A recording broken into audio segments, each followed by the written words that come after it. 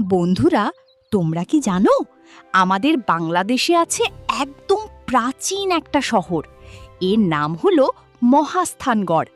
এই ঐতিহাসিক জায়গাটি অবস্থিত বাংলাদেশের বগুড়া জেলায়। এই জায়গাটা প্রায় ২০০০ বছরেরও বেশি পুরনো। ভাবতে পারো, এত পুরনো একটা শহর এখনো আছে। অনেক অনেক বছর আগে এখানে মানুষ থাকতো, ঘর বানাতো আর ব্যবসা বাণিজ্য করত। মহাস্থানগড়ে এখনো দেখা যায় বড় বড় দেয়াল, মাটির ঢিবি আর পুরনো জিনিসপত্র।